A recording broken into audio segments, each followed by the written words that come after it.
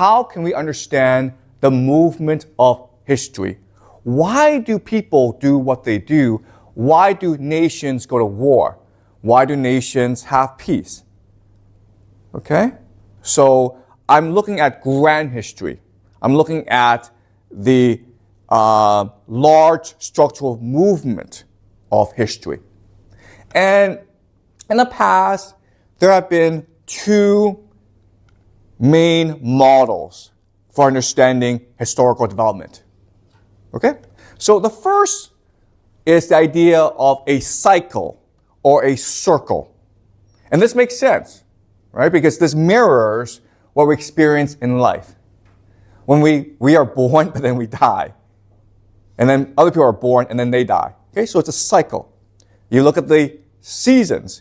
There's winter, but that gives rise to spring, which then gives rise to summer, then the fall, then winter again. It's a cycle. Okay? So throughout most of human history, most people have understood the movement of the world as a cycle. This is certainly true in Chinese history, right? Dynasties rise because they have the mandate of heaven. Heaven favors them. And they do justice when they first arise.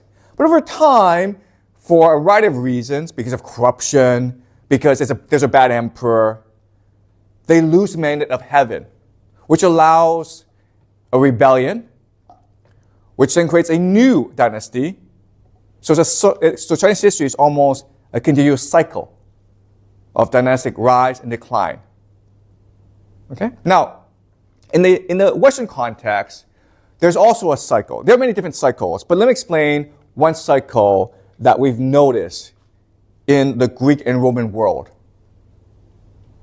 The cycle is this. There are three major factions in a society. There is the people, there is nobility, and then there is the king, or a great person. Okay? And each of these factions have a particular strength. The people, their strength comes from their numbers, right? They have mass. The nobility, it's only a minority of people, but they have authority. They are respected because they know more. They are better at war than ordinary people, but they have authority. Okay, people respect them. And the king has the army. Okay, so these are the three major forces or factions in a society. And these three factions are always in conflict. And what happens is a changing alliance where the two of the three get together to beat one, okay? And then this forces a new alliance, right? So what happens is this. You first have something called an oligarchy, where the nobility is in charge, and everyone has to do what they do, what they command. Okay? But over time, this oligarchy becomes corrupt. And the way they become corrupt is by exploiting the people through debt. All right? So in the nobility, the nobles own the land, you have to work the land, but you get a share. And that's fine. But sometimes the weather is bad. So you can't work the land, you can't pay me the rent. So I give you a loan. And over time, this loan becomes a debt. And at a certain point, you can't pay off the debt. So what happens? You become my slave. And your children become my slave as well. Okay? So this creates a lot of conflict in society. How is this conflict resolved? Because one of nobility wants to be king. And he sees an opportunity in the civil conflict between the people and nobility. Okay? So he tells the people, if you make me king, I will clear your debts. And this creates a monarchy. And the first king is usually a good king because he had to work hard to obtain his position, and people love him for the fact that he cleared away their debts. This is what we call a jubilee, by the way. The word is jubilee. And this happens a lot in human history. But the problem is the king has a son who's not so good. And then the son has a son who's awful, okay? And so the nobility get angry, the people get angry, and they rebel, and they create a democracy. Okay? But then in a democracy, because what happens in a democracy is it's the best people or the best speakers, the wealthiest people who control the votes. And so they get together, and what do they do? They create an oligarchy. Okay? Do you see how the cycle works? The cycle goes on and on and on. These three factions are always in conflict with each other. And and the way they form their alliances creates a certain form of government. Okay? When the nobility is in charge, is an oligarchy, but then a king and the people work together to overthrow and create a monarchy. And then the king becomes corrupt, and so the nobility and the people work together to create a democracy. Okay? And you can see the cycle happening today in the United States as well, right? Because who is Trump? Trump is a king. Does that make sense to you guys? What is Trump saying? Trump is saying to the people, the elite are corrupt. The elite are stealing from you. The elite are lying to you. Vote for me, and I will destroy the elite, and I will give you more economic opportunities. Okay, do you understand? So this is a really important idea. Trump is not going to be president for 4 years. His ambition is to be king. Okay? And we see the cycle throughout human history. So that's the idea of a cycle. All right? We also have another model of human history of human historical development, which is a line. Okay? A line. And the idea of progress towards truth. Okay? So that's the other competing model. Okay, there are two main models. There's a cycle, and then there's a line. And the idea of a line is human society does not go on and on in a useless cycle. It is moving towards a truth. It is moving towards a good end. Okay? So, then this idea has been around for a very long time. Remember in the Bible, when King David first sponsored the writing of the Bible was a line where Yahweh the God, he was looking for a friend. He was looking for someone who he could trust to rule his kingdom of heaven. And he first tried Adam and Eve, and they disobeyed him. Then he tried Noah, then he tried Abraham, and then he tried Moses, and then he found his true friend, who is David. Okay? So the truth is David in the Hebrew Bible. Then you have the Romans. Okay? Remember, the Romans, Virgil wrote something called the Aeneid. And in the Aeneid, Troy was destroyed so that Rome could be founded. And when Rome was founded, Rome will have to fight this series of wars that will eventually lead to the rise of Augustus Caesar. And this will create something called the Pax Romana. And this is the end of history. This is where all movement ends. Because once you achieve the Pax Romana, there'll be no more war. Okay, so it's the idea of a line. Obviously, this is not true. But back then, when they came up with this history, they thought it was true. And I want to argue why these two models don't really work.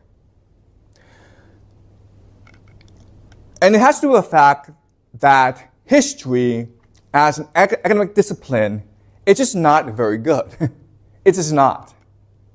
What I mean by that is, you look at the world today, there's this Trump presidency, there's this conflict in the Ukraine, there's the Middle East conflict, and you would expect historians to come out and say, oh, this has happened before, and we can then predict what will happen, and so this is what's going to happen, okay? But guess what, guys? They're not doing that. Also, they're not very good at predicting things. They're just not. History is notorious for not being able to tell us much about the future. And they're trying to say, well, it's because we look at the past. And for me, this is frustrating because if the history is any good, if the history is accurate, then it should help us predict the future, or at least better understand the present, okay? So the idea of truth, what is truth? Well, truth does two things. First, it explains. Why did this happen? Why did World War II start? And the answer we have today is like, Hitler was a bad guy. He was evil. Okay? That doesn't explain much for us. And then it also has to predict. It predicts. If it's truthful, then it predicts. And history doesn't do that. So, I want to fix this problem by introducing a new model of history, which is a lot more complicated, okay? I'll be honest with you, it's a lot more complicated. But I think for our purposes, it's more useful at explaining why things happen the way they do. And it helps us also predict what will happen. Okay? And this model is what I call the oceanic currents of history. Imagine the world as a huge ocean. And within each ocean, there's an ecosystem which has currents. And then these currents come into conflict with each other, which leads to a new development. Okay? So think about hurricanes. And the thing that's really important about this model that I'm proposing is there's no moral judgment in it. Okay? I mean, obviously in the line, the end where we're going is good and where we're at now is bad. Okay? But what I'm saying is this moral judgment saying this is good, this is bad, it's not helpful. It doesn't really tell us anything. All right? Okay, I'm much more interested in explaining why this happened, how this happened, and where this is going. Okay, so let's look at the world to understand this theory. What I'll show you is the world is divided into cultural ecosystems. Okay? Cultural ecosystems. This is a really important idea you need to know for the rest of the semester. What I will argue is that culture is the meta-reality. Meta-reality. So, what's meta-reality? Meta-reality is the understanding of the world from which all other understandings derive. So what I'm saying is that culture is the most important part of who you are. Much more important than your gender, much more important than your race, your ethnicity, much more important than your economic demographic, okay? You're rich, you're poor, okay? So to understand this idea, why culture is so important, I will do a thought experiment, okay? A thought experiment. And the thought experiment is this. Let's take a random guy from China 2,000 years ago, okay? Just a random guy. We'll take him off the streets and we'll put him into China today. All right? Now, in 2,000 years, China has changed a lot, right? We now have the internet. We have computers. We have cell phones. We have skyscrapers. We have cars. We have roads, okay? So China has changed a lot in these 2,000 years. how long would it take for him to adapt to the new China? And I would say at most 5 to 10 years.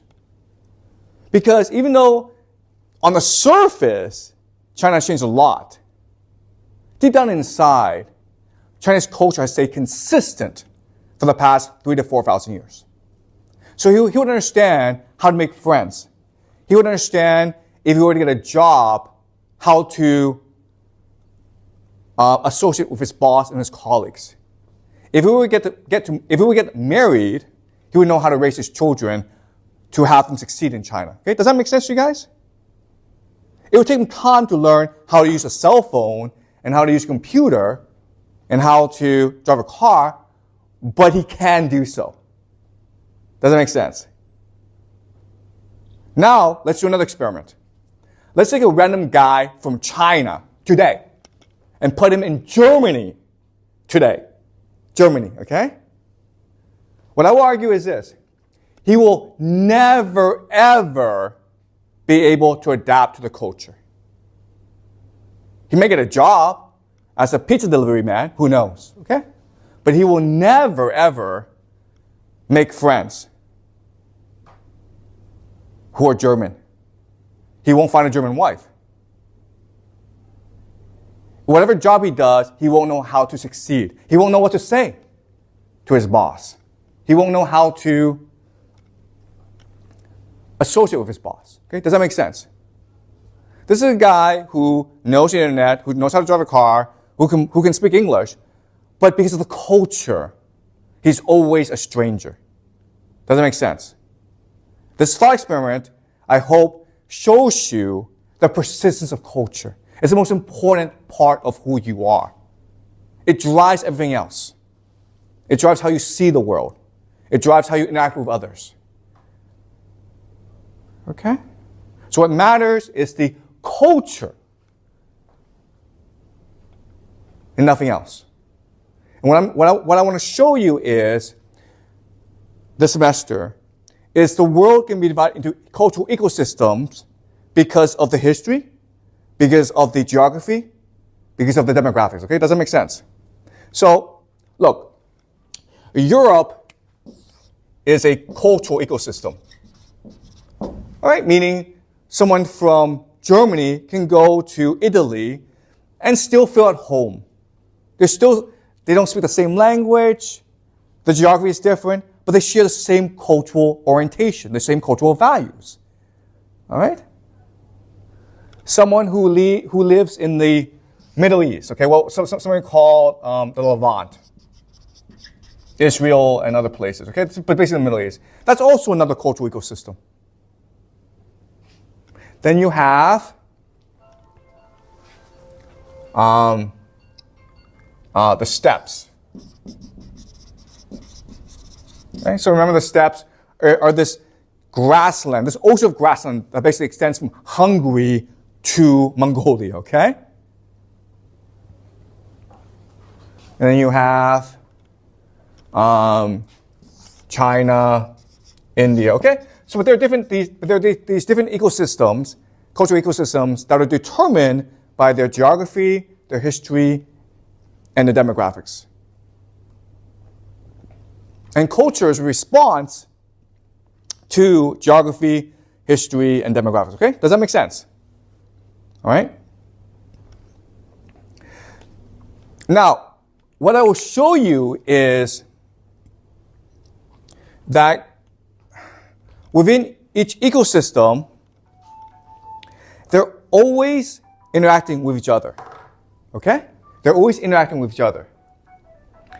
And when they change their interaction with each other, all right? So, let's ask a really important question, which is, why do empires, why do they fall? Why do they decline? Why do they fail? And this is a really important question. How was it possible for the Roman Empire to collapse? How were the Greeks able to defeat the Persian Empire? How were the Mongolians and the Manchus able to conquer the Chinese Empire? All right? And what I will show you this semester is, when this happens, when empire is conquered, the pattern is the same. There's a consistent pattern in this. All right? So let me explain the pattern. And then for the semester, we'll go into specific instances of this pattern to explore the specifics. Okay? Does that make sense? All right. So what happens is this. Why empires fall is, there's usually an empire, okay? Let's just say Rome. And as they expand, they encounter something called the Borderlands. Okay, Borderlands. Borderlands are just places that are the intersections of empires. Okay, so Mongolia is the borderland of the Chinese Empire, right? Arabia is the borderland of the Byzantine and the Sasanian Persian empires, okay? And the borderlands and the empire become, at first, symbiotic.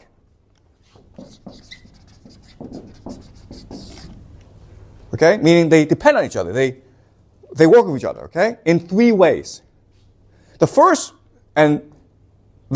most simple way that they interact is through trade. Okay? They trade with each other.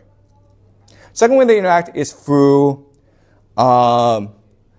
military cooperation. So what often happens is the empire needs mercenaries. And it turns out that people who live in the borderlands make very good soldiers, okay? Because they live in a time of war and chaos. In the borderlands, there's no central authority. So they're always fighting each other. So they make very good soldiers. And then the third way they interact with each other is some people in the borderlands will raid and pillage the empire, the outskirts of the empire, for resources, okay? So they are interacting with each other. So the pattern is this. The borderlands first start off as maybe an isolated region of the world. So Arabia, the steppes, and the Germanic North, okay? What we call Scandinavia today, okay?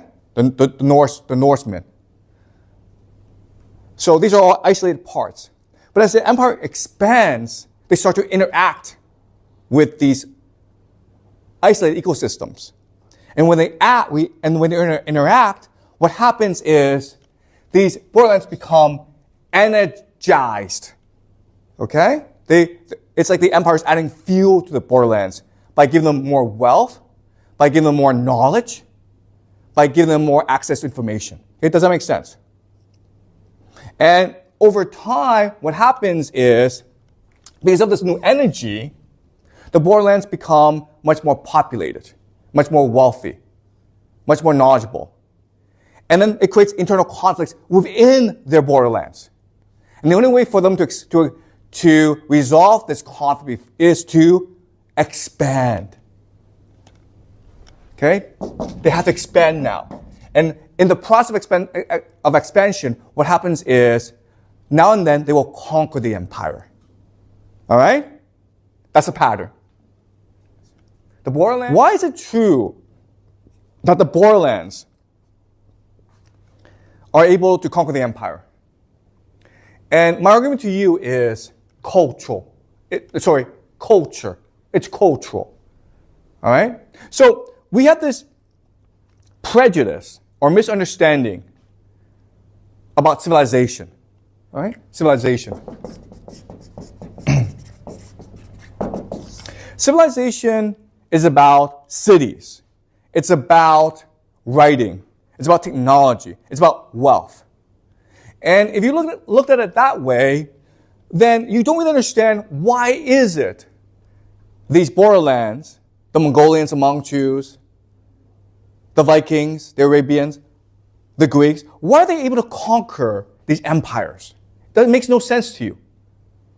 So what I'm trying to say what I'm trying to tell you is this is a wrong way of looking at it. A better way of looking at it is culture. In the borderlands, there's a certain culture that develops because it's the borderlands. It's a culture that focuses on freedom Egalitarianism and self-reliance. Independence. This is true throughout the Borderlands, okay? If we were to go back to Mongolia during the time of Genghis Khan, if we were to go back to the European North of the time of the Vikings, these are cultures that emphasize freedom, egalitarianism, and self-reliance.